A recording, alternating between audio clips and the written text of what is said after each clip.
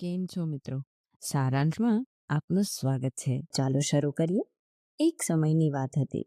પાટલીપુત્રમાં એક આશ્રમ હતો જ્યાં લગભગ 500 મુનિઓ ગુરુના માર્ગદર્શન હેઠળ આત્મ સાક્ષાત્કારની સાધના કરતા રહેતા. એક દિવસ એક યુવાન આશ્રમમાં આવ્યો. ગુરુને પ્રણામ કરીને બોલ્યો, ગુરુદેવ, હું પોતાને ઓળખવા આવ્યો છું. મને સત્યને જાણવું છે. ગુરુએ એક ક્ષણ તેને જોયો અને શાંત સ્વરે કહ્યું, સત્યને જાણવા માટે તારે તારું આખું જીવન દાવ પર મૂકવું પડશે. પણ તેમ છતાં કોઈ ખાતરી નથી કે આ જન્મમાં તું સફળ થઈ જઈશ. શું તું તૈયાર છે? યુવાને દ્રઢ નિશ્ચયથી જવાબ આપ્યો, હું પાછો વળવા આવ્યો નથી. હું તૈયાર છું. ગુરુએ કહ્યું, તો એવું જ છે તો એક કામ કર. અહીં બધા માટે ચોખા દળવાનું કામ સંભાળી લે. સવારે ઉઠજે અને સાંજ સુધી ચોખા જ દળતો રહેજે. બીજું કશું કરવાનું રહેશે નહીં. બીજું કશું વિચારવું નહીં. જ્યારે સમય આવશે હું જાતે જ તારી પાસે આવીશ. યુવાને આજ્ઞા સ્વીકારી, પ્રણામ કરી અને ત્યાંથી જતો રહ્યો. તે રોજ સવારથી રાત સુધી ચોખા દળતો. જ્યારે થાકી જતો ત્યારે ત્યાં જ સૂઈ જતો. કોઈ સાથે વાત નહીં કરતો કે ના કોઈ શાસ્ત્ર વાંચતો કે ના કોઈ ધ્યાનની પદ્ધતિ લગાવતો. પ્રથમ તો તેનું મન વિચારોમાં ડૂબતું, પણ ધીમે ધીમે વિચારોની લહેરો શાંત થવા લાગી. વિચારો આથમતા ગયા. આમ કરતા 12 વર્ષ વીતી ગયા. તે પોતાના નામથી પણ અજાણ્યો રહી ગયો. જે રહ્યું તે ફક્ત મૌન, નિર્વિચારતા અને તન્મયતા. એક દિવસ ગુરુએ કહ્યું, મારો અંત સમય નજીક છે. જે આત્મ સાક્ષાત્કારને પામ્યો હોય તે પોતાના અનુભવો અહીં લખી જાય. એક વિદ્વાન મુનિએ લખ્યું, મન એક અરીસો છે. તેમાં વિચારોની ધૂળ જમા થાય છે. ધ્યાન એ ધૂળને સાફ કરવાનું સાધન છે. જે આ જાણે છે તે સત્યને જાણે છે. સવારે ગુરુએ તે વાંચ્યું અને કહ્યું, આ કચરો કોણે લખ્યો છે?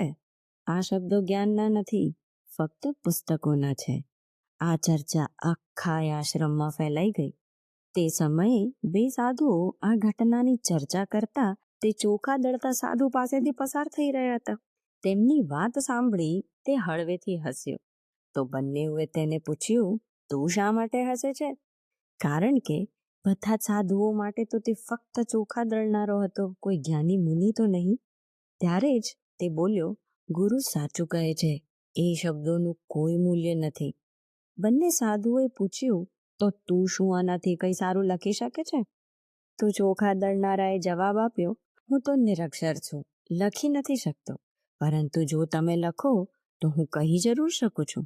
તેઓ બધા ગુરુના કુટીર પાસે ગયા અને લખ્યું, મન માત્ર એક ભ્રમ છે. ના તો કોઈ મન છે અને ના તો અરીસો. અને જ્યારે મન જ નથી ત્યારે ધૂળ ક્યાં જમા થશે? જે આ જાણે છે તે સત્યને જાણે છે. અને નીચે નામ લખ્યું, ચોખા દળનારો. સવારે ગુરુએ પંક્તિઓ વાંચી અને મધરાત્રે જ ચોખા દળનારા પાસે ગયા. ગુરુએ કહ્યું, લે અમારી દંડ અને ચીવર. તું જ મારો ઉત્તરાધિકારી છે. તું જ સાક્ષાત્કારને પામ્યો છે. જ્યાં ફૂલ ખીલે છે તેની સુગંધ આપોઆપ ફેલાય છે. તેવી જ રીતે તું જ્યાં જ્યાં જઈશ તારા જ્ઞાનની સુગંધ આપોઆપ ફેલાશે.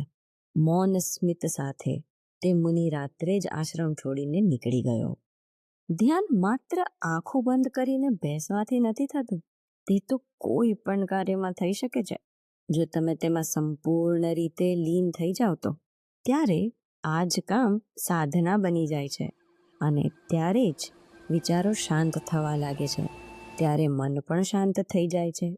અને જ્યારે મન નથી રહેતું ત્યારે માત્ર તમારું શુદ્ધ સ્વરૂપ જ બાકી રહે છે. કામમાં તન્મયતા જ ધ્યાન છે. અને એ જ ધ્યાન મુક્તિનો માર્ગ છે. તો મિત્રો, આ કથાનો સારાંશ એટલો જ છે કે જ્યારે મન અશાંત થઈ સતત વિચારોમાં ગોથા ખાય ત્યારે તેને પોતાના જ કામમાં તલ્લીન કરી દેવો. વિચારો આપમેળે જ શાંત થઈ જશે અને ચિત્ત આનંદમય થઈ જશે. અંતે આપણો જીવાત્મા ફક્ત જીવતો નથી, પણ તે સ્વયં સત, ચિત્ત અને આનંદ છે. અને આ જ જીવનનો પણ સારાંશ છે, નહીં? જાતે વિચારો.